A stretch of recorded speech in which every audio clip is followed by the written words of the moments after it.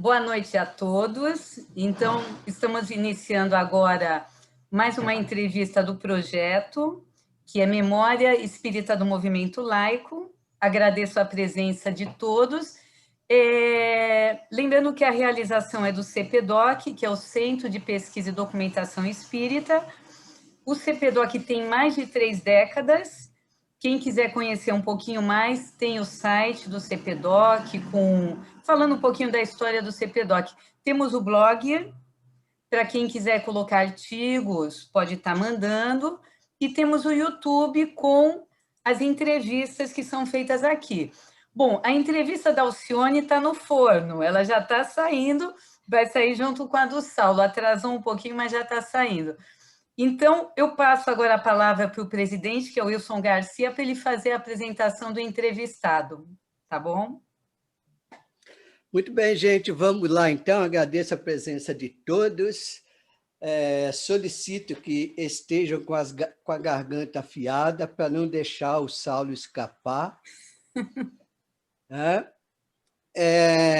Eu devo esclarecer que o Saulo, quando a gente estava combinando, ele perguntou assim, mas eu tenho que dizer, vai ser útil. E eu disse para ele, sempre há coisas novas. E eu confesso que estou muito curioso, porque o movimento do Paraná sempre foi, para mim, bastante emblemático. Eu conheço muita gente que tem fraquíssimos, raros, pouquíssimos conhecimentos sobre o Paraná. Eu tive a oportunidade de acompanhar um pouco, no passado, aqueles que eram mais destacados, não é? E eu acho que o Saulo pode ser um veículo hoje de coisas que se esclareçam bastante sobre o Paraná e esse nascimento de um movimento laico naquele que é considerado um dos estados mais fechados, mais conservadores do Brasil. Então, eu vou fazer alguns apontamentos que eu separei aqui, aproveitando a própria colaboração do Saulo, para fazer um resumo dele, da biografia dele. O Saulo de Meira Albach é nascido em 1963. Portanto, está com 57, anos completos.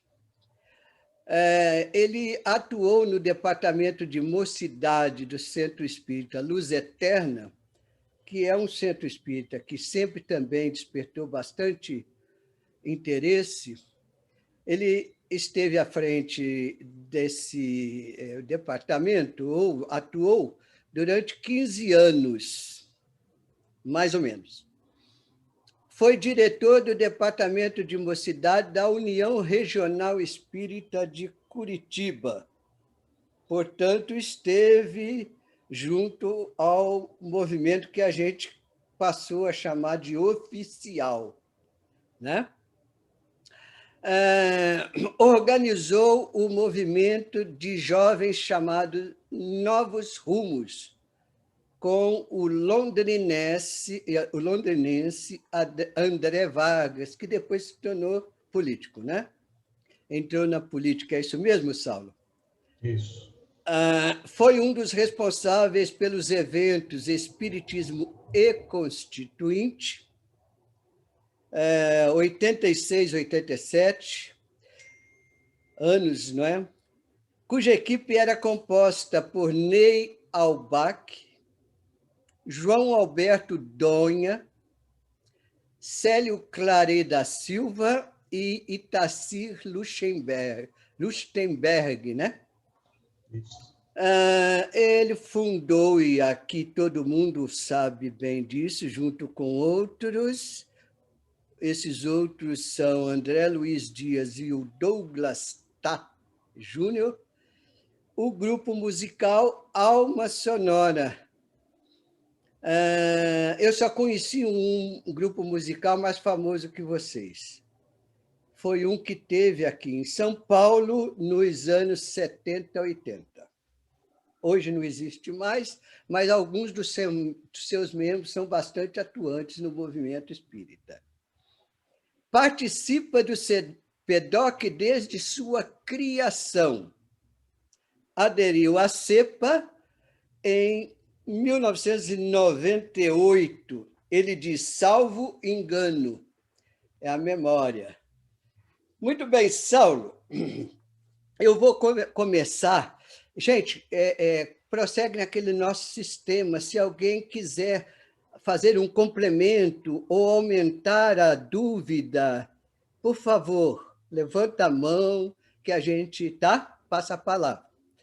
Eu vou começar te perguntando, pelo que se observa, você também passou por uma grande mudança ideológica, uma vez que foi membro atuante do Movimento Espírita Jovem do Paraná, logicamente da Federação Espírita Paranaense.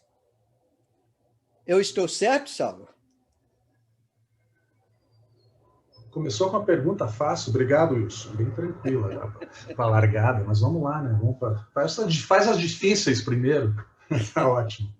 Eu queria dar boa noite para todo mundo, agradecer a presença de grandes amigos, especialmente da minha mãe e do meu pai, que estão aí, e Mário Joanoni, lá de Araras, e Luizão, Ribeirão Preto, Delfine, Cíntia, Magda, Maurão. É isso aí, brigadão da presença. Alcione, querida, Luciana, Jacira, da Valéria está aí também, esposa do Luiz, Marisol, Maria Cristina Zanha, que legal, Jailson, Walter Leite, que eu não sei quem é, desculpa, Walter, Denise, um iPhone também. Foi uma grande mudança, né? Foi uma mudança de visão, né, de espiritismo, mas ela vinha para mim de uma forma natural, porque o Luz Eterna sempre foi um centro, né, ou era, pelo menos, né, faz tempo que não participo, eu me afastei do centro, mas era um centro de vanguarda, era um centro que tinha contato com o Brasil inteiro por conta de um programa chamado COEM, né, Centro de Orientação e Educação Mediúnica. Então eu peguei o centro crescendo junto com o COEM e tendo uma visibilidade nacional. Eu lembro, quando eu era recepcionista no centro, vinha muita gente de fora para conhecer o centro de São Paulo, então muita gente, interior de São Paulo, as pessoas vinham conhecer, era uma referência, isso dava uma efervescência muito grande de ideias, e as pessoas que criaram o COEM, né, meu pai, o Alexandre Sec, o Célio, o Ney, eram pessoas com ideias arrojadas, com espírito investigativo, estudiosos e muito críticos, né? Eu acho que eu bebi muito essa fonte da crítica ao movimento espírita no Luz Eterna. E o movimento espírita da Federação, quando a gente estava participando, era Luz Eterna com alguns outros amigos de centros que a gente tinha um bom relacionamento, como a Sociedade Espírita Mensageiro da Paz, o Francisco de Assis. Então a gente tinha um grupo de jovens forte, né? Então, e eram jovens com muitas ideias novas também, então já havia muito questionamento. Então quando eu me aproximei do movimento paulista, que foi numa Comelesp em 86, havia muita afinidade, né? Essa Comelesp, para falar para vocês, foi em Santos, não lembro se era no Largo Miranda, e o meu tio ia fazer uma palestra junto com a Heloísa Pires. E eu fiquei alucinado em conhecer a filha do Herculano Pires. Eu queria conhecer a filha do Herculano Pires, né? Eu não conhecia o Herculano Pires, mas era uma coisa. E meu tio dizia, pô, eu vou falar junto com a filha do Herculano Pires. O que aconteceu nessa palestra? Tinham vários jovens lá de São Paulo, umas figuras muito diferentes, que depois ficaram muito amigas, e ao final da palestra da Heloísa, eles começaram a maltratá-la, dizendo que foi muito ruim a fala dela, tirando, inclusive, o primeiro que comentou, eu não conhecia, hoje sou muito amigo, ele disse, olha, Heloísa, tirando a primeira frase do teu trabalho, o resto não se aproveita nada. E ela perdeu a estribeira, ela ficou louca, ela disse, eu estudei isso, eu sou doutora nisso, eu sou mais não sei. E começou a briga, que eu nunca tinha visto no Movimento do Paraná. Um debate assim, ou a plateia afrontar o expositor, eu fiquei muito assustado. E o meu tio tomou conta daí da turma, apaziguou, e o debate ficou com ele. Ela não falou mais, e ele ficou sendo o debatedor. Eu acho que o Jailson, o Jonas era o mediador, acho que o Jailson era um dos coordenadores desse grupo. E o que aconteceu é que depois dessa palestra, os jovens ficaram com o meu tio, que não podia nem jantar, eles ficaram numa roda, eu lembro, uma mesa. Dentre outros, eu lembro o Eugênio Lara, o Betinho, o Carlos Roberto de Messias, o Márcio Horta, de São Paulo, e o Roberto Palazzo. E mais uma turma lá de Santos. Eles se apaixonaram pelo meu tio, né, o que não é difícil, né? Um grande expositor, um grande pensador. Né? E eu estava assustado. Né? E depois teve um último debate, um dia. Ali eu conheci o Jaci Regis, também, nessa Comelesp, achei ele fantástico. E teve um debate com o Dalmo Dallari. Eu estava saindo do curso de Direito. O Dalmo Dallari é um jurista referência no Brasil. Né? E teve um debate sobre direitos humanos. Eu achei a coisa mais linda. Né? E essa parte eu acho que me encantou. Né? E o Dalmo Dallari, falando sobre direitos humanos, junto com o Israel Afonso, que é um espírita do interior de São Paulo, não lembro a cidade. E, se não me engano, o Ailton Paiva. O Ailton Paiva, eu não tenho certeza se estava nessa mesa. Mas foi um debate belíssimo, né, sobre direitos humanos, que a gente, né, com o público participando, e a coisa muito livre naquela Comelesp, que a gente não estava acostumado. E trazer temas da contemporaneidade. Né? Isso a gente já estava atrás também, porque, né, no Luz Eterna a gente também tinha essa provocação da atualização do espiritismo. Então foi mais ou menos natural, né? Foi um caminho assim. Aí conheci o Jaci, ficamos amigos, né? Eu sou muito feliz de dizer que fiquei amigo do Jaci, ele gostava de mim, eu gostava dele também. E o movimento foi se desenrolando, e aí foram surgindo brigas, porque a moçada queria fazer eventos novos, com ideias novas e mudar o esquema, né? Porque o esquema da federação era o esquema palestrão, né? 5 palestrantes oficiais, né? Era o Divaldo Franco, Ana Jaissi Guimarães, Geraldo Guimarães, e mais outros que não, Adelfino talvez lembre. Eram 5 pessoas que viajavam e faziam as palestras no Paraná, né? E uma vez eu lembro que meu pai questionou na federação, não sei o que eu estava nessa reunião, e alguém perguntou, mas não tem mais ninguém para trazer. Meu pai fez uma lista e entregou com 20 nomes de pessoas que poderiam fazer palestras, além dos 5 oficiais. Né? E a moçada, a gente começou a questionar essa coisa, a oficialidade, e propor coisas novas. Eu lembro que a minha mãe foi diretora do DIGI, e ela gostava muito do meu grupo de jovens, né, dos amigos, ela achava fantástica a turma, e aí eu pedi para coordenar, ia ter um evento grande da federação, eu falei, mãe, deixa que eu coordeno a parte da juventude, e ela, pode fazer, faz do teu jeito. E era para divulgar o programa de estudos de mocidades da federação, estudo sistematizado para as mocidades. Acontece que o Luz Eterna tinha um programa da década de 70, chamado PEDEM, Programa de Estudos de Doutrina Espírita para a Mocidade. Era um espetáculo, era um programa muito mais completo que o da Federação, e tinha mais um outro centro de um jovem que era da equipe, que também tinha um programa muito bom. Então a gente falou, não vamos divulgar só o programa da FEB, nós vamos divulgar todos os programas dos centros que têm programas. Foi um escândalo, foi... Assim, era a coisa do nosso centralismo, da nossa antidemocracia, né? O movimento espírita tinha que vir de cima para baixo, né? Não aproveitar as iniciativas da base. E a gente começou a questionar isso, né? O pessoal, todo mundo universitário, entrando, né? Vendo o mundo por outro prisma, e começamos a questionar a autoridade. Eu acho que a mudança começou aí, né? Mas no Luz Eterna a gente tinha muito apoio, né? A gente tinha muito apoio. O Novos Rumos, por exemplo, eu tive o total apoio do meu pai, que à época era conselheiro da federação. do Rubens Denizar, de Londrina, que era conselheiro da federação, e algumas pessoas preocupadas com o que estava acontecendo, né? Porque o Novos Rumos foi um movimento de oposição frontal à federação. Eu acho que o movimento jovem nunca, não sei se tinha feito isso antes. A gente foi para a guerra mesmo, questionando os procedimentos da federação. Não era tanto uma briga ideológica, não estava em discussão a questão religiosa. Era uma briga por autonomia e permitir que os jovens fizessem, né, tivessem também a possibilidade de coordenar e participar de uma forma mais ativa dos eventos, né? Então, nisso começou a vir gente de outros centros e a gente fez em Londrina o primeiro, depois fizemos o segundo, era para ser em Curitiba, não deu certo, foi em Londrina de novo, o Centro Espírita Nosso Lar bancou toda a estrutura. E o terceiro, Novos Rumos, em Curitiba. Foi o último, foi o mais polêmico, porque a gente chamou, os expositores eram meu tio, Jaci Regis e o Krishnamurti Carvalho Dias. Aí foi demais para a federação. Acho que era gente boa demais junto.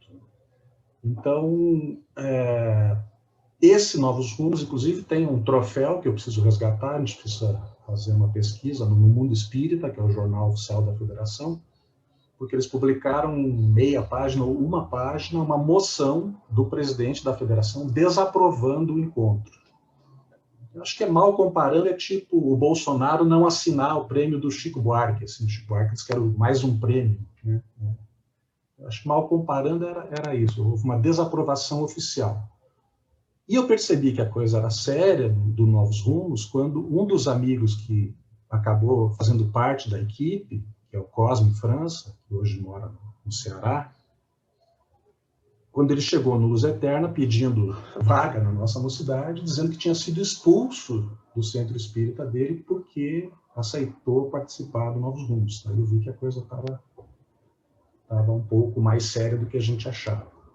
Eu nunca tinha visto expulsão de jovens do centro espírita. A família dele toda fazia parte desse centro, chama Paz, Amor e Caridade, e ele foi convidado a se retirar. Inclusive, o cidadão que era o presidente, que depois foi presidente da federação, também disse para ele que ele estava influenciado por um jovem obsidiado do Centro Espírita Luz Eterna.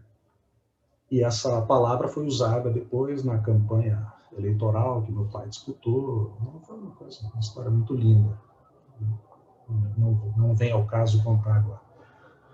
Então, a mudança era natural. Para mim, a linha de pensamento que veio com o Jaci e depois com o John, a CEPA, para mim era a sequência natural do que eu aprendia no Luz Eterna. Não era algo chocante, não era uma transformação de conteúdo absurda, né? Mas sim tudo que a gente vinha plantando ali junto com os estudos que eu tinha no Luz Eterna. Então, houve uma mudança estrutural, porque eu tinha a estrutura à disposição, né, tanto do Luz Eterna como da Federação, para ter atividades. Isso foi uma perda quase irreparável, né, porque eram estruturas muito fortes, né, mas a gente tem que se reinventar. Eu vi sábado, teve a live sobre o Jaci Regis, né, falei, bom, eu olhei, acabou a live, falei, definitivamente eu não sou o Jaci Regis, né. O cara teve uma força para se reerguer e construir que é exemplar. Assim, né? Então, eu tentei alguns movimentos, algumas coisas deram certo, outras não, algumas duraram pouco tempo, né?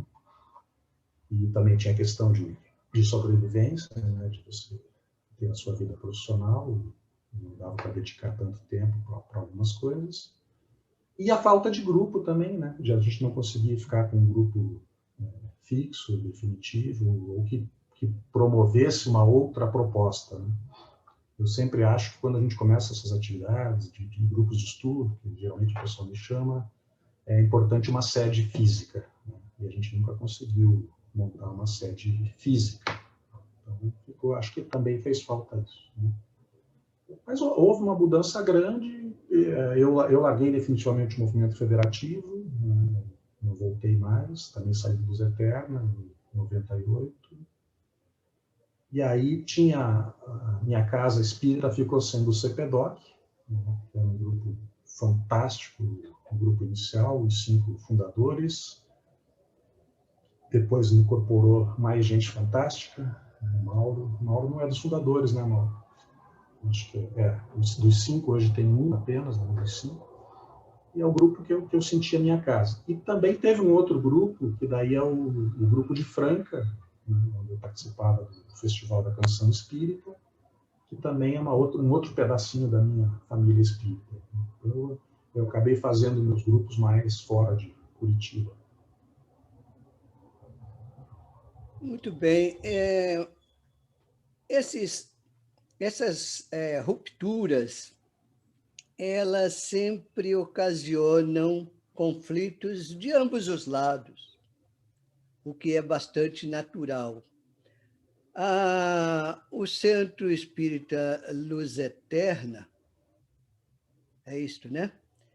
Ele, como você realçou, ele, com o COEM, teve uma projeção nacional.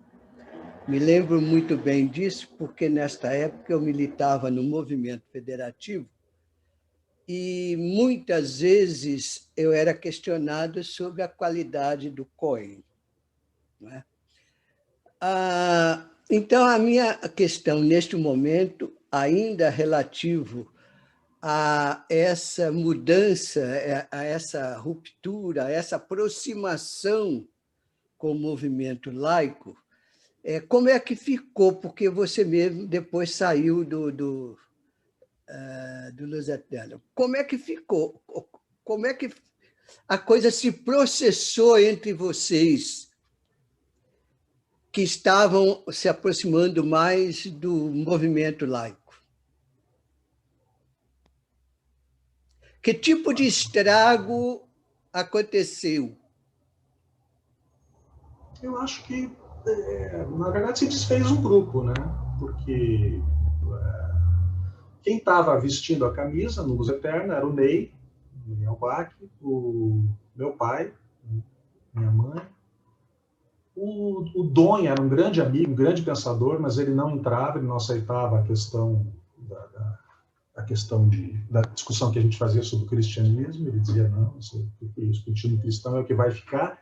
E ele falava lá atrás, já, e esse vai ser exportado para fora ainda. Ele acertou com uns 20 anos de... Esse é o que é, né? Mas ele era muito crítico também, tá? Mas não era especificamente do grupo. Acabou entrando por tabela. Mas era um livre pensador também, acho fantástico. E tinha a moçada mais jovem, assim, que vinha junto com a gente, vinha questionando e achava a proposta, né, bem interessante em termos de conteúdo, né?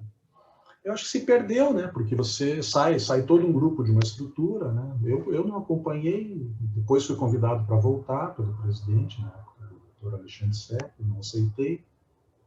E depois não acompanhei mais, né? Mas eu acho que se perdeu um grupo de jovens que podia ter tocado algum projeto. A minha ideia, muito no centro, que me deixava muito feliz, era o departamento cultural. Ali era o meu canto.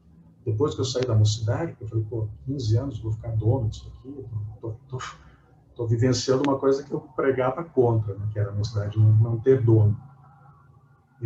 Então, o departamento cultural me permitiu, no Luz Eterna, levar pessoas como Ney Lobo, levar o Dr. Javier Gamarra, levar a Alcione Moreno, levar Reinaldo de Lutia, levar Eugênio Lara, levar Ciro Pironde, Jaci Regis, e, por último, John Espurua, né? O problema é que o John tinha uma proposta de ficar com o patrimônio do Luz Eterna, né, John? Você queria montar uma casa de campo lá. E isso eu estou falando em tom de brincadeira, mas houve essa acusação. As pessoas disseram que o Salvo e o John Espurua queriam o patrimônio do Luz Eterna. Olha o surrealismo. Hoje, com Bolsonaro, a gente já acredita mais nesse tipo de surrealismo, né? Quase imbecil, vamos dizer assim, né? Mas o projeto era esse, era uma piscina no meio ali do terreno. O John Espurua gosta muito de piscina, né? E eu ficaria cuidando das outras casas. Ali a gente faria festas, o Luiz levaria o vinho, né? E a gente ia fazer o nosso latifúndio. Olha a brincadeira, né? Mas eu estou brincando, mas o assunto foi sério. Então, houve essa ruptura, né? O grupo, eu perdi o grupo, o centro no qual eu nasci, né? E no qual parte da minha família estava, realizando grandes atividades, né? Foi esse o estrago. Para mim, felizmente, eu me recuperei com os outros grupos, né? Isso que eu disse, eu consegui, o CPDOC conseguiu, eu consegui me achar no CPDOC, embora não seja um grupo fixo, né? A gente não é um centro espírita, as reuniões eram 2, 3 vezes por ano, 4 vezes por ano. Fiz muita viagem Curitiba a São Paulo, de ônibus, de avião, do jeito que desce, né? E sou muito feliz nesse grupo. Assim, que, felizmente, eu tive o CPDOC, senão acho que eu tinha saído do movimento espírita, né? Eu estava muito decepcionado, primeiro porque conhecia a política da Federação Espírita, né? E segundo porque depois teve, né, política no centro que eu estava, daí para mim foi demais. Aquela outra turma lá eu não tenho vínculo afetivo, aqui o vínculo é afetivo, então está na hora de procurar outra coisa, né? Mas realmente foi triste, não foi um momento feliz da minha vida. Você acredita que há semelhança entre a disputa em São Paulo pela diretoria da USE e essa que ocorreu aí no Paraná naquela época, com o seu tio e outros? Porque em São Paulo criou-se uma série de frases de efeito, não é? Bem contundentes. Ocorreu algo semelhante aí? Eles pretenderam vincular, né, o movimento do Rio Grande do Sul, lá do Salomão, do Medrano, com o nosso aqui no Paraná e com o Grupo de Santos, né? Na verdade, o Grupo de Santos, quem estava vinculado era o meu tio e eu, né? Meu pai concorreu à federação, mas não tinha vinculação, embora ele respeitasse muito o trabalho do Jaci, assim como o Alexandre Sec, todo mundo sempre me falou bem do Jaci Regis, né? E quando houve a eleição, meu pai tinha muito relacionamento na federação, foi secretário-geral, e ele me falou, tá ganho, filho. Eles tiveram uma reunião na federação em Brasília, e o presidente daqui disse, né, era meio acertada o esquema da eleição, né? Então, tá hipotecado, vai ser o neutro, estava tudo certo. E aí começou essa vinculação do Grupo de Santos conosco e com o pessoal do Rio Grande do Sul. Aqui não havia discussão da questão religiosa, né, como havia em São Paulo, acho que em São Paulo tinha isso como proposta. Aqui não havia. Aqui a proposta era a atualização do espiritismo, que acho que já era meio ofensivo, conservadora, evangélica, conservadora, assim, que é correto. Então, perdi o fio da meada aqui. Você acha que teve relação, né, entre as... Eles tentaram vincular, né? E, na verdade, tem mais uma história, né? O Luz Eterna era um centro, assim, amado e odiado, né? Pessoas que... A Delfina é uma pessoa que foi para o Luz Eterna, assim, meio com medo, né? Lá não posso ir, lá, mas eu vou acabar indo. Ela foi. Depois ela me contou que as pessoas falavam, né? Então, tinha as pessoas que respeitavam, tinha as pessoas, inclusive algumas pessoas chamavam de academia, né, a Sorbonne espírita, mas para discriminar, para deixar separado, né? E o Luz Eterna teve um episódio que foi o rompimento com o Divaldo Franco, quando o Divaldo vinha muito para Curitiba e ele era ligado ao grupo do Luz Eterna. Depois houve um rompimento dele com esse grupo, e o Luz Eterna, inclusive, eu, quando fui da mocidade, que eu cuidava da livraria, né, os jovens tinham que trabalhar no centro, trabalho voluntário, tá? Tranquilo. E eu lembro que eu e o filho do Alexandre Sec Júnior, meu grande amigo, a gente vendia os livros e as pessoas diziam, eu quero o livro do Divaldo Franco. Não tem. Por que não tem? Pô. Aí eu fui falar com o doutor Alexandre Sec, né? Falei, tio, a gente chamava de tio, tá? O Sec era tudo tio. O tio Ney é tio mesmo, né? Os outros eram tios afetivos. O pessoal quer saber por que não tem livro do Divaldo. O Sec, naquela categoria deles, não tem porque não tem. A resposta é... Então, claro que houve uma articulação e o Divaldo foi trabalhar com outros grupos, né? Então, aí também o Luz Eterna ficou nessa bermuda. Divisões interessantes, assim. meandros dos bastidores. Então, aproveitando, Mauro, você quer falar? O Luiz também quer falar, viu, Wilson? Hein? Gostaria de fazer uma pergunta. Faça, faça. Bom, antes de tudo, comentar com o querido amigo Saulo, que eu fico invejado quando você vem para São Paulo e vai para a casa da Alcione e não para a nossa casa. Porque eu e a Jacira o consideramos um irmão também, né? E é esse sentido de fraternidade que talvez explique tudo isso, né? Muito mais do que a questão ideológica. Claro que ela serve para nos aproximar, mas o que vale mesmo é a fraternidade, né? E se tem algo que a gente tem com o Saulo, com a sua família, é a relação de fraternidade. Estou muito contente, Saulo, da gente poder conversar hoje um pouco sobre a história do Paraná. Queria até comentar que, quando bastante jovem também, eu conheci o Coen, e, na minha opinião, o Coen faz parte dessa história, porque vem dentro de uma linha na qual se insere também o estudo sistematizado proposto pela Federação Espírita do Rio Grande do Sul, uma linha de maior racionalização dos estudos, dos métodos e tudo mais. Para ser sincero, tinha alguns textos lá do Coen que eu absolutamente não concordava. Eu gostava mais do que tinha no Coen do ponto de vista da sistematização dos estudos da obra de Kardec. Mas tinha os textos lá que, sinceramente, não eram muito defensáveis. Mas o que o Coen foi? Um marco na racionalização do trato da mediunidade. Então, desse ponto de vista, eu acho que ele faz parte dessa história. Mas eu queria comentar também, queria seu comentário, perdão, sobre o evento O Século de Kardec, que me parece também que foi um dos germens de um movimento de maior estruturação e maior articulação para o movimento laico, e, sem dúvida, deve fazer parte dessa trilha do movimento laico brasileiro. Obrigado, Mauro.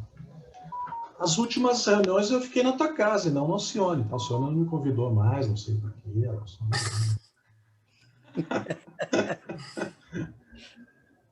Mas aquela cervejinha depois da reunião com você e a Jacira, aquele papo fim de noite, é fantástico, hein? É o seguinte, o Século de Kardec, dos eventos que eu participei na organização, é o grande evento da minha vida, né? Não tenho dúvida nenhuma, embora eu não tenha sido o idealizador, tá? O idealizador é o Roberto Palazzi, o Jonas Gonçalves e o Carlos Roberto de Messias, Betinho, aquela moçada fundadora do CPDOC. Até se você puder contar o que foi, me perdoe, Saulo, porque alguns aqui não conhecem. Sim, claro, não, eu vou contar. Eu não lembro o que eu estava fazendo, eu acho que era no Ibirapuera, a gente estava dormindo no alojamento, provavelmente algum encontro de jovens em São Paulo. Com gesto. Pode ser. E de madrugada estava Roberto, eu, Jonas e o Betinho, e eles desenhando todo o esquema do Século de Kardec. Já eles me entregaram o papel escrito à mão, e eu trouxe para Curitiba já com o temário pronto, e daí nós discutimos a indicação das pessoas que iriam fazer as palestras, né? Então, a ideia do evento era discutir todo o pensamento do século XIX. E o Roberto, Jonas e o Betinho montaram, eles indicaram expositores, né? Os expositores eram eles mesmos, o Jonas, o Betinho, o Roberto não sei se era, não lembro. E o Roberto indicou o Dr. Paulo Toledo de Machado, isso? Diretor do Museu Espírita, depois vai ser diretor do Museu Espírita. Acho que o Roberto já queria uma vaguinha para trabalhar no museu. Mas o Dr. Paulo tinha muito material de pesquisa, né? Então ele foi convidado. Eu indiquei do Paraná o João Donha, que foi expositor, o Itacir Lustenberg, que fez um painel sobre o trabalho no século XIX, analisando todas as vertentes do trabalho. Ele junto com o Itacir e o Eugênio, fizeram um trabalho lindo. No Paraná, o Ney Albach, meu tio, falou também sobre a pedagogia. E era isso. Então, eu cheguei no centro... Teve um professor católico que esteve Professor presente. Newton Freire Maia, um dos maiores geneticistas brasileiros, né, que não ouviu falar, põe no Google aí, uns grandes nomes da ciência brasileira. A Carmen Lúcia Sartori era uma grande amiga do Luz Eterna, um pouco mais, uma geração acima da minha, de mocidade, e ela trabalhava com o professor Newton Freire Maia. E a gente queria alguém para falar sobre Darwin. E nós fomos ela conseguiu falar com ele, ele aceitou, o cara era muito bacana, participou, o professor Newton Freire Maia. O Marco Aurélio Pereira falou alguma coisa sobre história também, é um professor de história do Centro Espírita Mensageiro da Paz, esse não era Luz Eterna. Então eu cheguei no Luz Eterna, na reunião de diretoria que eu participava, com um encontro pronto, dizendo que eu queria realizar aquilo no centro. Aí eles perguntaram, e quem são os expositores? Daí eu começava a ler os nomes. Ninguém conhecia ninguém, né?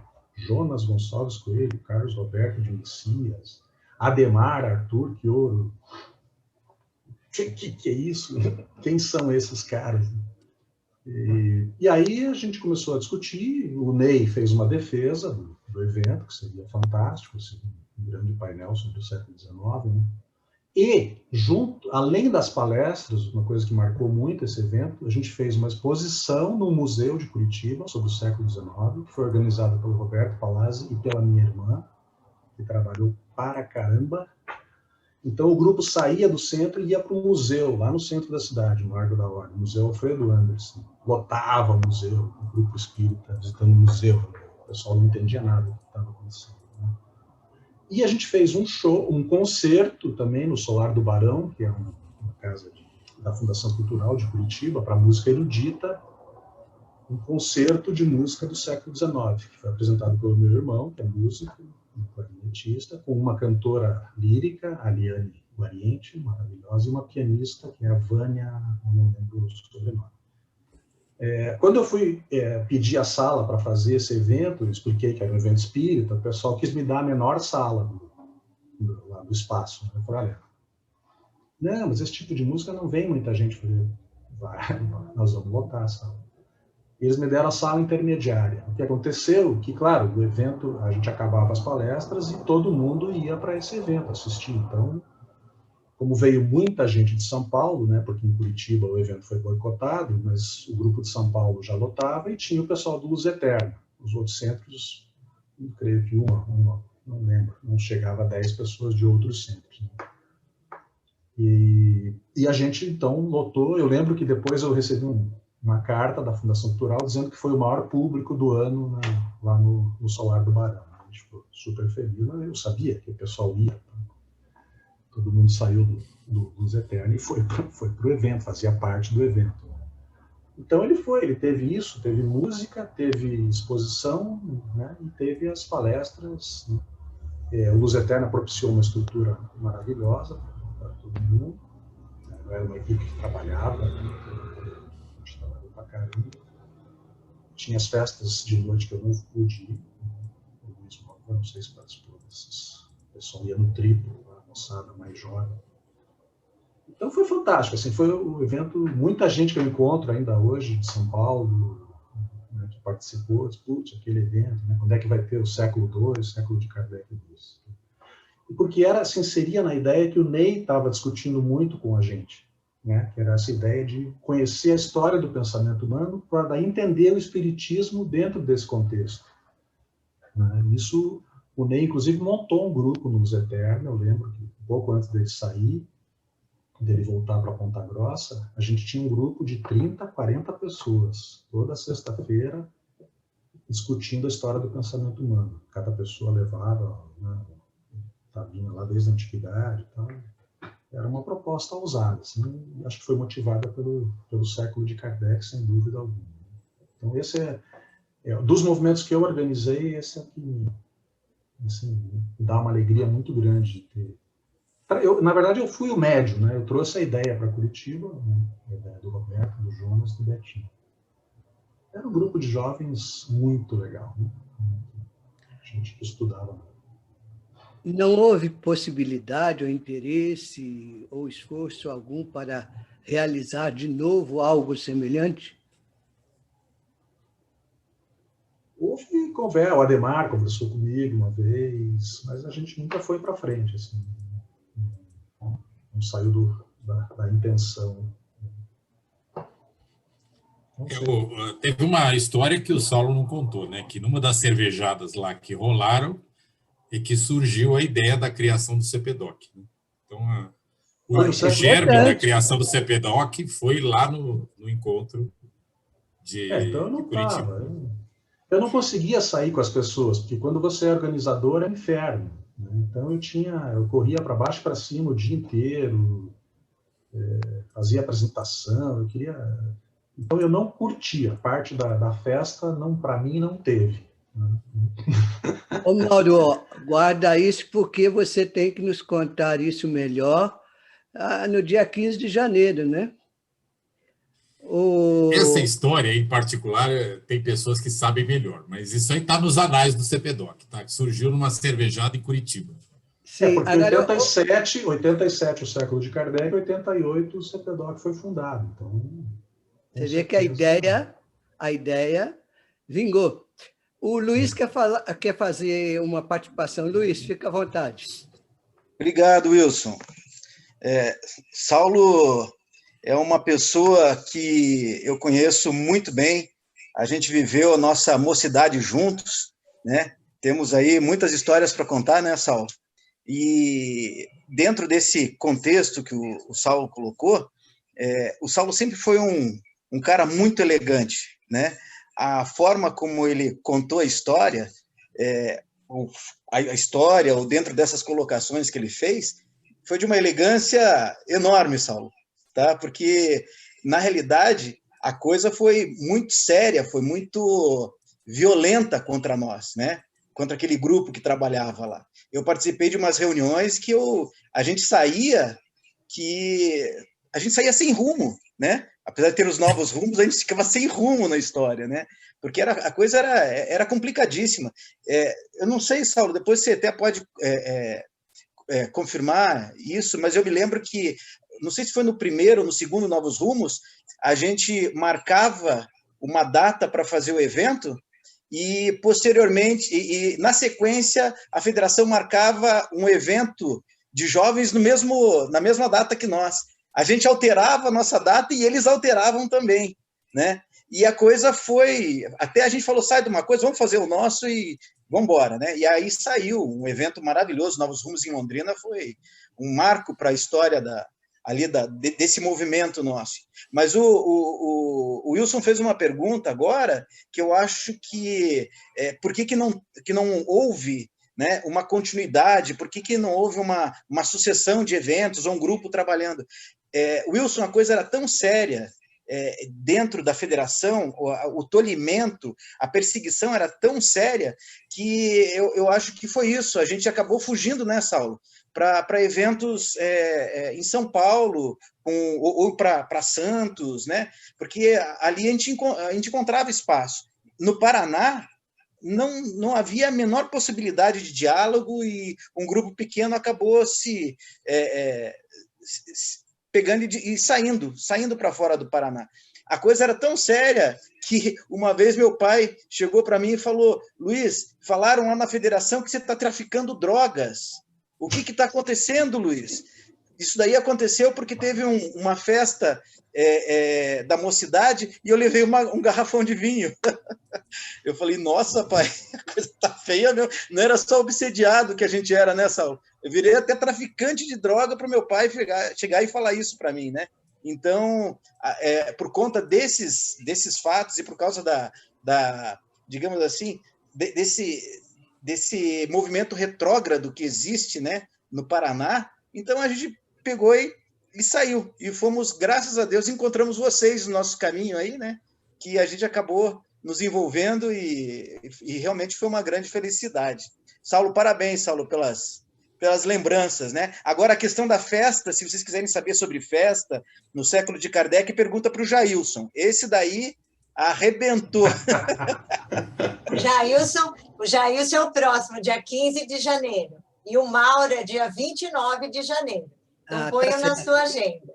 Obrigado pela E retificação. e até pouco tempo, os eventos da CEPA Brasil era assim também. A gente marcava e tinha um monte de coisa para quem não participasse. Isso não é só do Paraná, não. Em São Paulo também a gente conviveu e convive até com esses problemas. Ô, Saulo, eu tenho uma grande curiosidade e eu quero perguntar para você sobre isso. Se você conhece, pode relatar qual era o pensamento, não é? A relação do seu tio, o Ney, e também do Alexandre Sec, com as ideias laicas e com o pensamento do grupo de santos. Como é que eles viam isto? Bom, quem me apresentou o grupo de santos, né, assim chamado, foi o meu tio, né, que me convidou para ir nessa Comelesp. E ele tinha muita afinidade, ele gostava muito da linha do Jaci, a gente sempre conversava sobre isso. Nessa época, o Alexandre Sec estava fora do centro, estava cuidando mais do hospital, então eu não tinha muito contato e a gente não conversava muito, né? O que eu percebi é que o Sec começou a fugir de alguns eventos, né? E o Novos Rumos, por exemplo, eu convidei ele para falar. No primeiro ele deu uma desculpa lá que não podia, não foi, né? Então ele fugia um pouco desses assuntos, assim, né? O próprio Século de Kardec, ele ficou meio assistindo de longe, mas elogiou, né? Eu até quero lembrar uma coisa, assim, eu acho que a Federação Espírita do Paraná, ela é mais realista que o Rei, ela quer ser mais do que até a FEB, porque a FEB eu acho muito mais aberta que a nossa federação, assim. Então eu lembro que, como ela estava desaprovando e fazendo campanha para o pessoal não ir no Século de Kardec, eu mandei uma carta para o presidente da Federação Espírita Brasileira, eu acho que era o Thyssen, Francisco Thyssen. Mandei todo o programa do evento, convidando ele para fazer a abertura, né, sabia? E comunicando toda a programação do evento. E como não foi a minha surpresa, eu recebi uma carta dele rasgando elogios para a programação, elogiando, parabenizando. Claro que eu esfreguei lá na federação, botei na parede, divulguei para todo mundo. Então era uma coisa bizarra, assim, era uma coisa sem sentido. Hoje, olhando, não faz o menor sentido, né? Era um evento de estudos, né? Era um grande evento de estudos, não tinha uma plataforma política, eram jovens querendo propor, vamos estudar de uma forma mais profunda o espiritismo. Não sei se eu respondi a pergunta.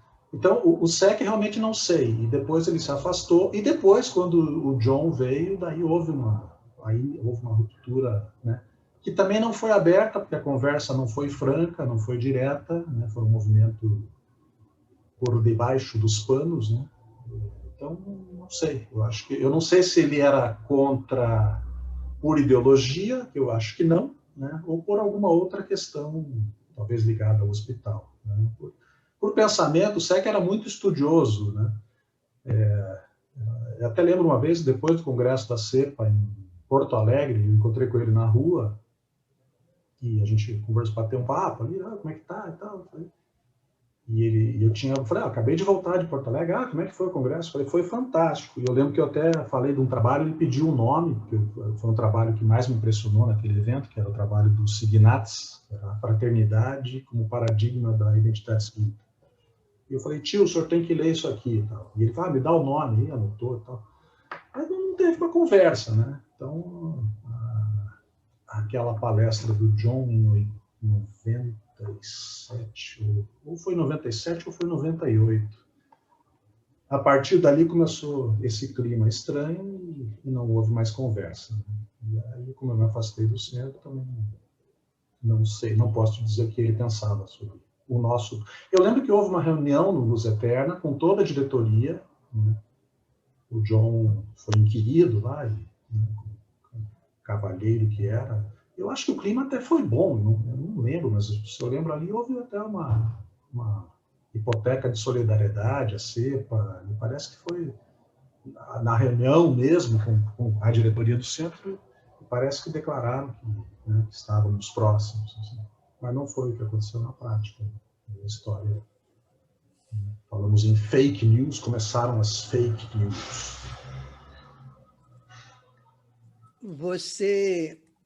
Eu tenho uma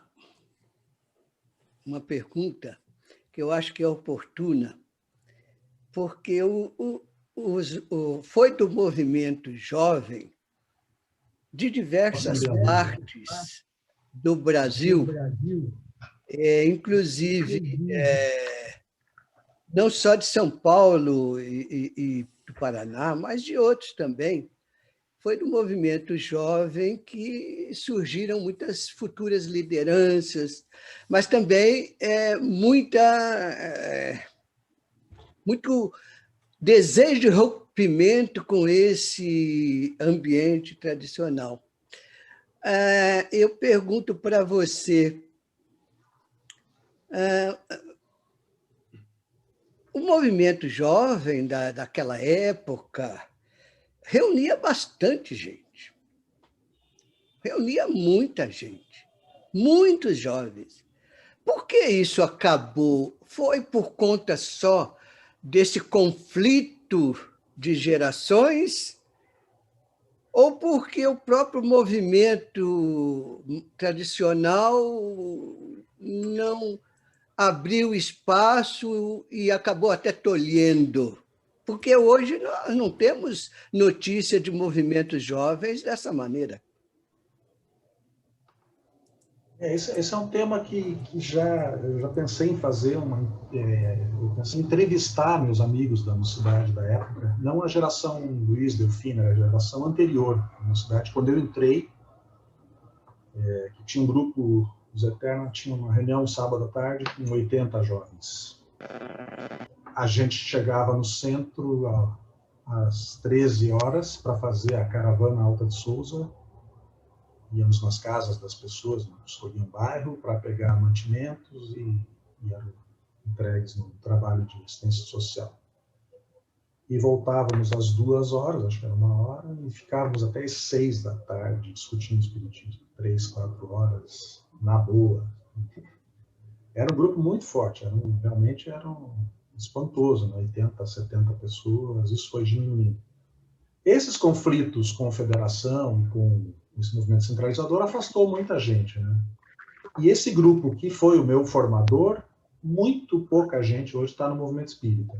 Eu sou amigo de vários que estão aí em posições importantes, em várias áreas aqui da cidade de Curitiba, mas se afastaram do movimento espírita. Eu não sei se tem 10% daquele grupo no movimento espírita. Um amigo mais antigo dizia, não, eles não estavam maduros para o espiritismo, por isso saíram. Eu não sei, eu acho que tem, pelo contrário, eu acho que a estrutura fechada e antidemocrática, por um jovem, né, que está entrando numa faculdade, vendo o mundo por um outro prisma, fica muito difícil aceitar, a não ser aquele jovem domesticado, né? O movimento jovem hoje me parece bastante domesticado. Os eventos que eu vou assim, são pessoas que seguem a cartilha. A gente não, a gente era um movimento que questionava tudo, né? E como disse um amigo, eu falei uma vez, a gente está apanhando, né? A gente está apanhando muito. Ele falou, vocês batem bem também. Então, não tinha isso, a gente era novo, né? A gente estava no auge da força. A gente achava que sabia, né, um pouco mais do que sabia. Mas acho que o movimento não soube aproveitar essa força que tinha, essa força de renovação que tinha. Hoje, os eventos que eu vejo hoje, que eu participo, às vezes com alma sonora, assim, dá uma tristeza. Assim, nem comento, não falo nada, mas porque eu não, dentro do movimento federativo, não vou comentar, não faço parte do movimento. Então, mas me dá uma tristeza, né? O último movimento, teve um movimento grande em Curitiba chamado Venha. Estavam reunindo quase 200 jovens e fazendo atividades independentes, promoção social e evento para cá, e confraternização, música e tal. E aí chamaram o Alma Sonora para tocar um evento que oficializava a integração desse grupo a um centro. E A gente nunca...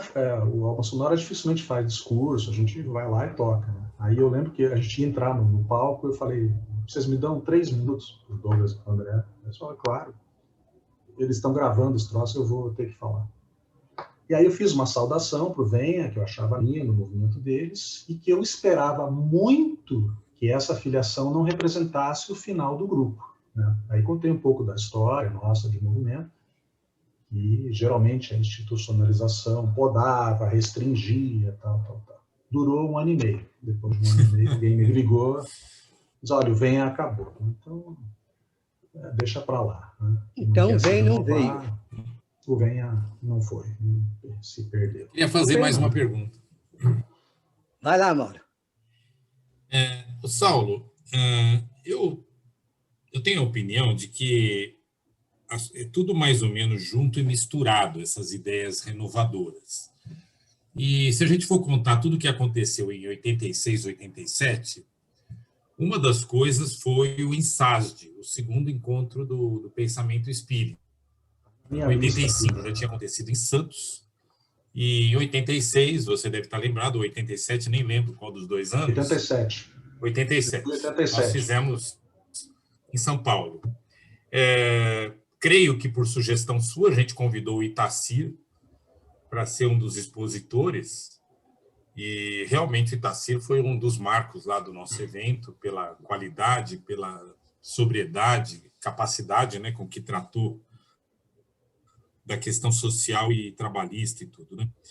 Mas o que eu queria ouvir de você é como que você vê essa questão, tanto no Paraná como junto e misturado com a questão aí de um espiritismo livre e tudo mais. A ideia de uma discussão social do espiritismo, se isso teve algum movimento desse tipo nas discussões do Paraná, e também como você vê esses movimentos todos e a participação que você teve e outras pessoas tiveram. Que bom que você fez a pergunta, que está na minha listinha aqui, eu tinha esquecido o INSASD. Antes do INSASD, a gente montou um grupo no Luz Eterna, né, o Ney Albac coordenando, o Celinho, que o Célio Claret era uma figura, na década de 70 falava em ecologia, o pessoal achava o cara meio estranho. O João Alberto Donha e o Itacir. Então a gente montou uma apostila que chamava Espiritismo e Constituinte, na qual a gente punha vários temas que tinham ligação entre o espiritismo e a sociedade, para tirar propostas e encaminhar para a Constituinte. Era um objetivo prático. A parte pedagógica, meu tio coordenou. A gente montou esse estudo e levou para a federação. Perdemos um tempão lá, convencendo de que a federação deveria encampar aquela atividade, né? Não sei como, não sei quem que foi o influenciador, se foi meu pai, eu sei que a federação aceitou, a gente foi viajar, então a gente dividiu o grupo. Eu lembro que eu fui para Guarapuava, o Ney foi para outro lugar. Cada um ia para uma cidade, levando o estudo para trazer as propostas do interior, e daí fizemos algumas reuniões em Curitiba. Uma, eu lembro, foi na Sociedade Brasileira de Estudos Espíritas, que recebeu a gente de braços abertos, foi surpreendente, né, para discutir política. Outra foi no Luz Eterna, e fizemos um praça pública, né? Tinha uma tenda, um circo da Constituinte, que era da prefeitura municipal, e eles aceitavam qualquer grupo que fosse fazer algum trabalho relativo à Constituinte. Eu até lembro que a coordenadora, quando eu fui marcar a data, ela falou: por que vocês não trazem aquele Nivaldo Franco? Porque daí vai encher, né? Ela chamou de Nivaldo Franco. Eu falei, não é bem a nossa praia. Vai ser o Ney Albac mesmo. Foram pouquíssimas pessoas, mas a gente marcou presença, né? Os espíritas não iriam à praça pública discutir questões sociais. Mas foi um marco, né? Foi um marco na cidade, a gente fez aquele estudo, a apostila. Eu lembro que encontrei uma vez uma pessoa num curso de pós-graduação que eu estava fazendo, um rapaz, e ele falou: Saulo Albac, você é daquele espiritismo e constituinte? Eu falei, caramba! Ele falou: eu tenho aquela apostila até hoje, meu pai era espírita, não sei o quê, achei muito legal aquilo, porque eu nunca tinha visto relação de espiritismo e política. Então começou ali, daí veio o INSASD em seguida, né, que também discutiam-se questões para a Constituinte, né, em 87, então a gente estava voando nesse tema, assim. E eu lembro que em Maracai, era conferência, acho que em 98, né? Não era congresso, era conferência espírita. Eu apresentei um trabalho, não lembro como é que chamava, aquelas salas menores lá, oficinas, painéis, não lembro como era o nome. Mas eu apresentei um trabalho que era Direitos Humanos para as Mocidades. Até hoje eu estava conversando com a minha esposa e lembrando assim, que tinha umas 15 pessoas ali, né? Pessoas da Venezuela, de outros lugares, da Argentina e tal. E quando foi fechar a porta para eu começar, quem que entra para assistir o meu trabalhinho? Jaci Regis. Ui. Mas assistiu numa boa, fez pergunta, participou. Foi uma honra, né? Também foi uma honra ele escolher o meu painel para assistir. Então a gente sempre debateu essas ideias. O que eu fico pasmo assim, é que até hoje as pessoas acham, né? Tem um núcleo de pessoas que você fala nisso, não, isso não tem nada a ver com isso. Então, para a gente tá na pauta, o Ney trouxe muito essa discussão, né? A gente foi junto, depois o Grupo de Santos, a moçada lá, super politizada, né? Era bem mais politizada que a nossa, aqui a gente era mais esquerda festiva mesmo. Então, acho que teve sempre na discussão, né? No CPDOC, todo o movimento depois que eu participei, a gente tem essa preocupação. E até um dado, esses dias, eu descobri agora que a Federação Espírita Brasileira lançou o livro Espiritismo e Política, do Ailton Paiva. Eu olhei lá, será que está certo? É o mesmo livro? E essa semana eu escrevi para o Alexandre Cardia, falei, isso aí foi negociado, porque esse livro foi editado pela DICESP, né, a editora criada pelo Jaci Regis, em 82. Imagino que as outras editoras não lançariam um livro Espiritismo e Política. Imagino, não sei se estou sendo justo. O Jaci lançou esse livro em 82. A única coisa é que na edição da FEB, o Ailton fez uns acréscimos, né, tem umas perguntas que eu lembro que não tinha na edição original, e eles tiraram, não sei porquê, o prefácio do Jaci Regis, né, na edição da FEB. Eu mandei para o Alexandre, que eu perguntei para o Alexandre, ele não sabia, aí eu entrei na Amazon, tinha o livro por R$6 no e-book, aí eu já entrei e comprei. E tem um outro prefácio, um prefácio, um cidadão que eu não sei quem é. Ele só menciona que inicialmente foi editado pela DICESP, não diz, né? Acho que diz que era de Santos, só ponto. Mas é isso, as ideias vão chegando, né? O problema, assim, é que o nosso movimento, às vezes, não tem a penetração que a gente gostaria que tivesse, né? Também por falhas nossas, claro, não vou me eximir disso, né? Eu comprei esses dias também um livro chamado Contextualizando Kardec, é do professor Elias Moraes, de Goiânia. Eu tenho assistido umas lives de uma associação chama AEFUS. Eu não consigo decorar o nome dessa associação, mas é Pesquisa em Ciências Humanas e Sociais. Chama AEFUS, AEPHUS. Eles fizeram uma temporada sobre as leis morais, né? Tudo à luz das ciências sociais, trazendo professores, trazendo acadêmicos. Fantástico, fantástico. Discussões ótimas. Grande parte estava na nossa pauta lá em 86. Né? E ele faz uma abordagem do Contextualizando Kardec, aí eu fui na bibliografia, né? Dizer, nós estamos discutindo isso há quanto tempo? Não tem menção a ninguém dos nossos, né? Aí a minha dúvida, até pensei em escrever para ele, porque ele é um senhor muito bacana, ele é ligado à Federação de Goiás, né? Até talvez falar do material da CEPA, né, dos textos do Ademar, todo o pessoal que falou de contextualização, Jaci, Círio Pironi. Porque a minha dúvida é assim, as pessoas negam esse movimento, não querem saber que existe, ou sabem que existe, né, não sabem que existe, né, não tem nada referente ao assunto, porque essa que é a minha dúvida, né? Recentemente teve um vídeo muito bonito, por sinal, até conversei com a Jacira sobre isso, falando daquele caso daquela menina de 10 anos que foi estuprada, né? O movimento espírita oficial começou a falar algumas coisas incríveis para a minha visão, e saiu um vídeo com várias entidades espíritas, né? Um vídeo muito legal, falando sobre o caso e tal. umas 10, 12 entidades, assim, apareciam no vídeo, não tinha CEPA, não tinha CPD. Eu falei, pô, a gente devia estar nisso, né? E a minha dúvida é assim, não nos conhecem ou não quiseram a nossa presença? Né? Essa é a minha dúvida. Não conhecer é um problema que a gente pode resolver, né? Talvez melhorar a nossa divulgação. O Wilson tem falado um pouco disso aí no CPDOC, trazido essa coisa de que, né, o nosso discurso tem que andar um pouco mais. A outra questão seria mais triste, né? De não quererem a participação, né, de grupos ligados a si. Né? Mas vamos em frente. Saulo, o Mauro lembrou aí que a ideia do CPDOC nasceu lá em Curitiba, que no ano seguinte o CPDOC foi fundado. Você foi um dos fundadores. Não. Não? Não.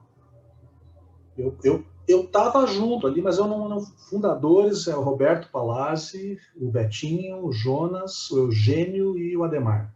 Esses foram os que fundaram o CPDOC. Eu cheguei logo na sequência ali. Eu lembro, inclusive, de ter participado da reunião que definiu o nome. E estava o Jaci e o Krishnamurti. E eu fiquei vencido junto com o Krishnamurti. O pessoal falou que foi ele, o CPDOC. Não, o Krishnamurti tinha um nome que era projeto alguma coisa. Eu lembro que eu fiquei vencido junto com o Krishnamurti. Tenho muito orgulho disso. Mas ganhou o CPDOC. E eu estava junto com o grupo, até pela questão do século de Kardec, a Comelesp, eu já tinha aproximado muito do grupo, gostava de todos eles. O Betinho teve visitando Luz Eterna, né? Passou uns dias aqui em Curitiba, fiquei bastante amigo dele, depois o Eugênio, todo o grupo. Mas eu não sou considerado fundador, não. Eu cheguei um pouquinho depois. Ok, vou pedir que eles o incluam, né, como homenagem, viu?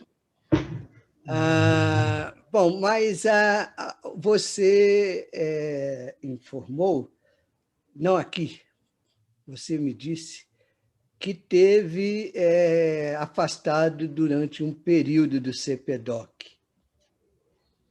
Você pode dizer das razões disso, da sua saída, do seu afastamento, saída não, mas afastamento e da volta?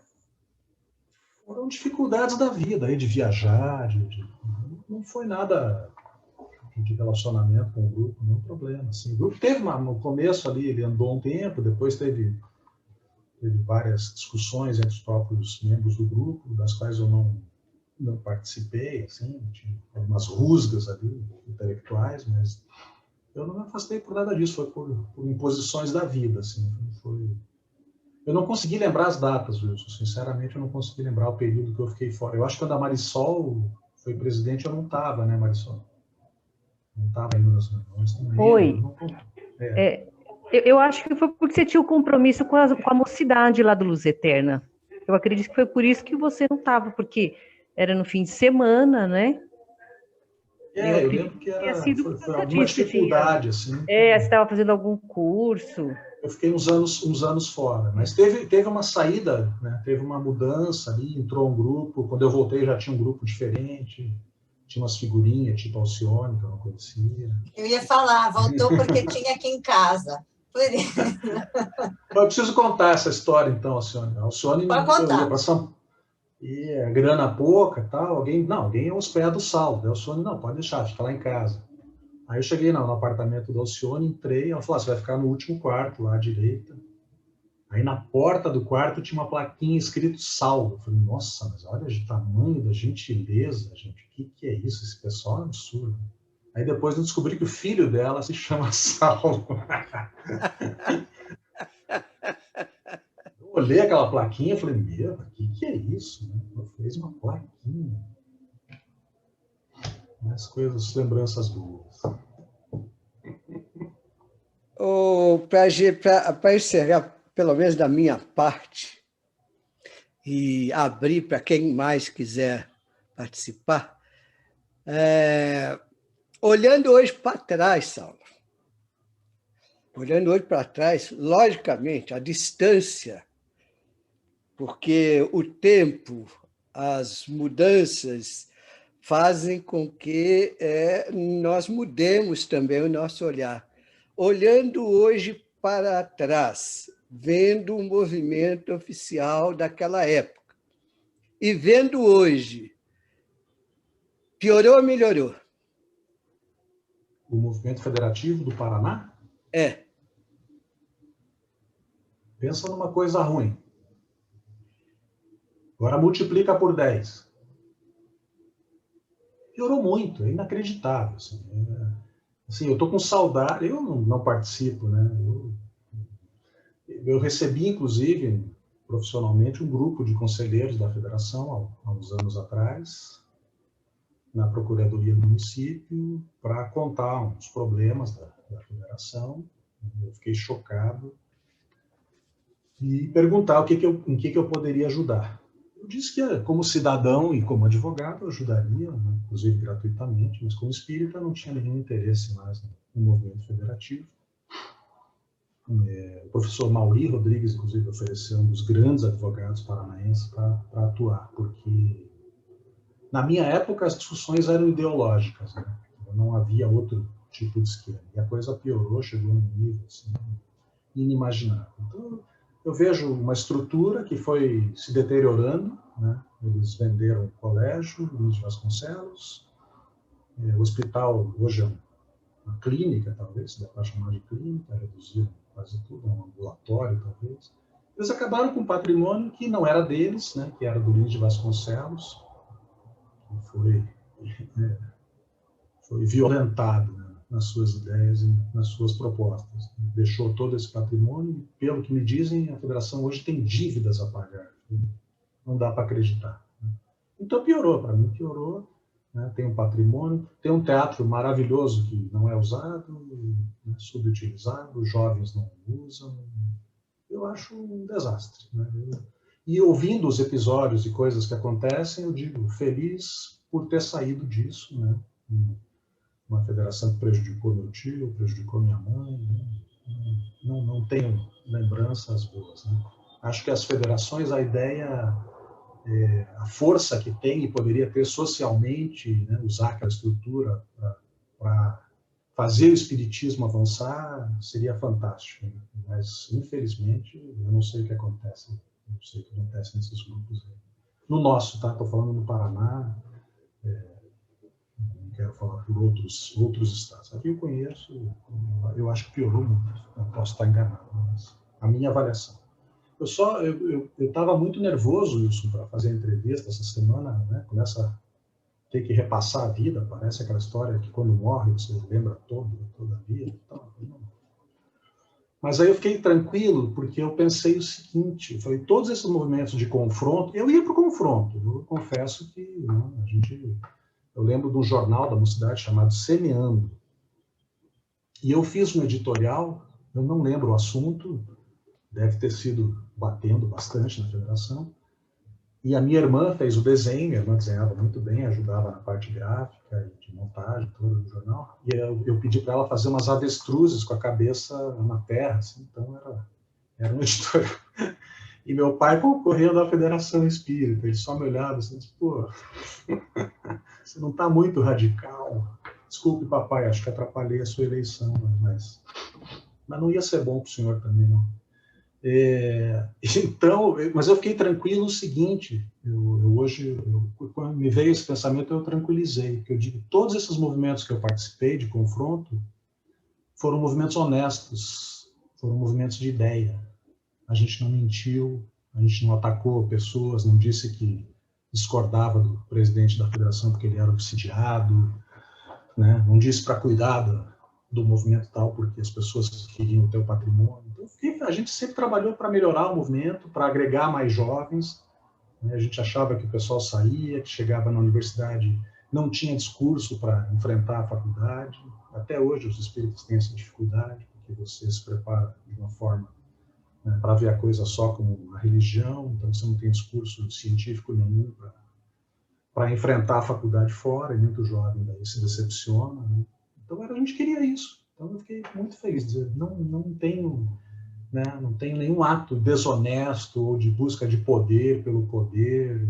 Isso me deixou assim, tranquilo. A gente fez por ideal, como disse o Amilcar Belchiaro Filho, numa reunião na casa do Roberto Palazzi, durante o segundo INSASD, estava toda aqueles jovens questionadores descendo a chanca, e o Amilcar Belchiaro ali junto, porque ele era muito amigo do Roberto Palazzi, né? Eu falei, Amilcar, como é que você aguenta a gente? O Amilcar era mais evangélico, uma pessoa, mas era um estudioso, né? Um cara, era herculanista, né?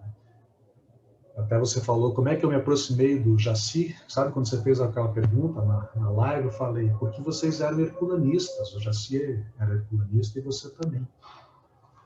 E todas as diferenças de enfoque depois. Né? E o Amilcar me deu uma resposta que eu guardo para a minha vida toda, já falei em vários eventos. Eu falei, como é que você aguenta aqui, ficar com essa turma aí, todo mundo questionando tudo? Ele falou, eu sei que vocês amam o espiritismo tanto quanto eu. Acho que era isso. Era um movimento idealista. Aí, Saulo, não deu para eu ouvir tudo. Você poderia repetir, por favor? O que ele te respondeu? Ele respondeu que ele disse: eu sei que vocês amam tanto o espiritismo quanto eu. Achei lindo. Minha gente. Posso falar? Opa, claro, Geraldo. Um abraço a todos aí. E, assim, o século de Kardec, 87, foi o primeiro grande evento de pensamento espírita que eu participei em Curitiba. Tive a grata satisfação de, então, conhecer o Saulo Albach, com essa mansuetude de falar, um rebelde que fala manso, né? E com muito respeito o tempo todo. E como a ideia do CPDOC surgiu lá, Saulo, além de te dar esse abraço que eu faço questão de dar hoje, né? Eu não acho que você não fizesse parte do CPDOC desde o começo. Eu acho que a anuência da sua presença já estava desde o princípio. Não dá para conceber o CPDOC sem você desde o princípio. E que você disse que não é um dos fundadores. Eu não sei, essa consideração não está um pouco incorreta? Eu acho que você é desde o começo. E o meu abraço, né? Um abraço a todo mundo de Curitiba, que eu gosto tanto. Você lembra o que você fez comigo, Geraldo? Uma Comelesp? Eu me lembro, Saulo, e nunca, embora tivesse sido um erro de um grupo, eu não perco aquela culpa é bastante grande. De qualquer maneira, foi bom tê-lo no encontro. O Geraldo me convidou para falar numa Comelesp. Bom, eu tinha participado da Comelesp em 86, aí acho que isso era 89, talvez, né? 90, 89. Aí ser convidado para falar na Comelesp, caramba, não fui. Eu lembro que ele me deu o tema, preparei. Quando ele me pegou na estação rodoviária, ele disse assim, Saulo, preciso te contar um negócio. Metade do grupo que organiza não queria você.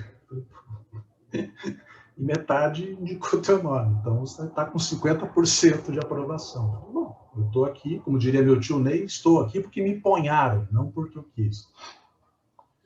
Ocorre que eu cheguei ia falar esqueci o nome, Geraldo, Jeter. E eram 3 expositores durante o dia. A imagem dele está na minha cabeça, o nome não lembro. O Amilcar Belchiaro. O Amilcar e você. Isso. E aí o Amilcar veio conversar comigo e disse, olha, o que você vai falar? Eu falei, eu vou falar disso. Ele falou, não, mas mesmo que eu? Falei, não, meu tema. Aí ele me mostrou o tema dele, era o mesmo tema que o meu. Eu falei, ai. Aí chamei o Geraldo, disse, não, esse é o teu tema. Aí veio a comissão toda, disse, não, esse é o tema do Amilcar. Ou seja, eles tinham me dado o tema errado, não sei se isso foi sem querer, ou o teu tema é outro. Bom, a minha fala era à noite. Eu lembro que tinha uma palestra de manhã, uma tarde, uma noite. A minha era à noite. Eu falei, olha, vocês têm as obras básicas aí? Na época eu chamava de obras básicas. Hoje já revimos esse conceito. Né? eu queria os 5 livros ali do Kardec. Eu falei, me dá os livros. Eu me tranquei numa sala e preparei alguma fala para a noite. E eu estava na fase radical. Você foi à minha casa, Saulo. Nós pegamos o livro na minha casa. Eu lembro que eu fiquei numa salinha lá preparando o outro tema. Isso foi muito legal. Um monte de jovens. À noite eu falei. Eu lembro que veio uma chuva de perguntas, né, que eu questionei muita coisa. Eu lembro que era um evento da USE, a primeira frase, eu queria me apresentar, eu sou Saulo Abac, de Curitiba, eu não participo do movimento espírita federativo, não acredito, muito diplomático. Né? Já levantou a fila, que devia ser os organizadores, saiu uma fila, assim, já. Mas tinha bastante gente, sobrou bastante gente. Eu lembro que no final da palestra, assim, veio um casal bem jovem, assim, e falou, nossa, você falou umas coisas que eu ouvi uma vez lá no meu centro. Era um magrinho de Curitiba, bem magrinho. Falei, Ney Albach. Falei, ele falava igual você, o que você falou. Falei, então tá bom, ele fala melhor que eu, mas as ideias devem ter sido as mesmas. Assim. Mas foi uma confusão, foi discórdia. Veio uma pilha de perguntas que eu nunca tinha visto na vida. Como é que eu podia falar aquilo? Como é que... Eu lembro que eu critiquei o Triângulo do Emmanuel. Foi um carnaval, um estrago espetacular. Patrocinado pelo Geraldo Pires. Mas grandes experiências. Para esse tipo de amigo, a gente não diz não, né? O problema é esse. Te deram lanche à noite? Nem lembro. A gente saiu, Geraldo, lembra? Na primeira noite, porque era um colégio. E o colégio fechava a porta. E o Geraldo falou, não, vamos tomar uma cervejinha. Né? E a gente foi lá num bar perto do colégio, eu e o Geraldo. Quando a gente voltou da cervejinha, o portão fechado. E o Geraldo batia, ninguém abria. Gente, a gente pulou o portão. Eu caí, bati o joelho, fiquei 2 dias mancando no encontro. Falei, nossa, imagina se o pessoal vê o expositor pulando o muro e caindo. A gente era meio difícil de engolir. Tem aí todo um floreamento do Saulo, claro. A sugestão da participação do Saulo foi minha, do Amilcar, e mais umas 3, 4 pessoas assim, que queríamos o pensamento do Saulo mais revolucionário naquela Comelesp. E com a anuência, claro, dos jovens lá participantes, enfim. Todos que já conheciam o Ney Albach, por exemplo. E essas questões mais técnicas aí, era a Faculdade Integrada de Guarulhos, mas realmente a desestrutura que jovem às vezes tem, né? Enfim, mas a riqueza do processo e dessa integração do Saulo e a aceitação dele ficou bastante grande, tanto que os jovens e pessoas da Rede Boa Nova de Rádio naquela ocasião queriam o Saulo mais próximo para falar. Só que daí o Saulo não pôde vir mais, ou prontamente não pôde vir mais. Mas não foi só ideia minha, não, e os erros não foram só meus.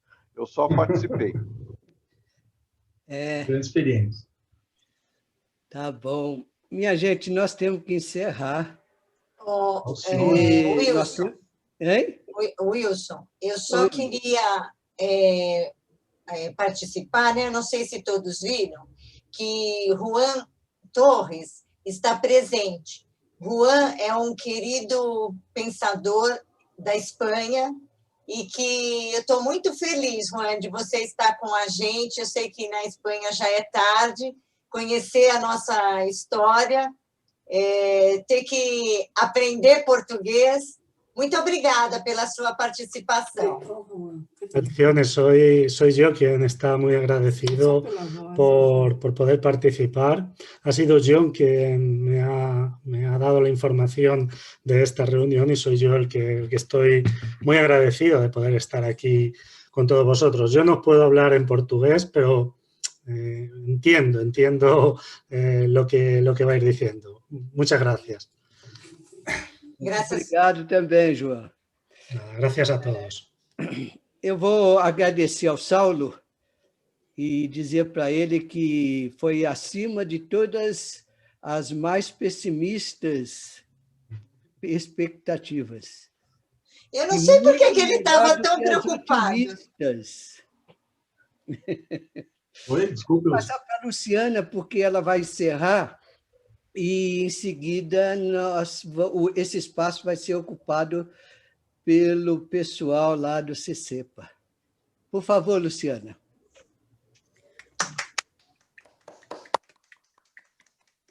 Parabéns, Saulo, aí pela ótima entrevista. Agradeço a presença de todos. Lembrando que está sendo gravada a entrevista, então ela passa por uma pequena edição e depois ela vai para o YouTube do CPDOC Espírita ou para o site www.cpdocespirita.com.br. Obrigado. E agora nós voltamos em janeiro, né, Alcione? No dia... Isso, 15 de janeiro, é uma sexta-feira, com o Jailson. Então, tá ótimo, pessoal. Boa noite aí a todos. Um bom Natal, bom Ano Novo para todos, que seja um ano de muita saúde esse que vem. Obrigada por tudo. Boa noite, feliz Natal. Obrigado pela presença. Adorei. Boa noite a todos. Ai, Saulo, uma delícia. Manda o número do teu tio, manda o número do teu tio. Preciso falar com ele. Nem falamos da alma sonora, cara.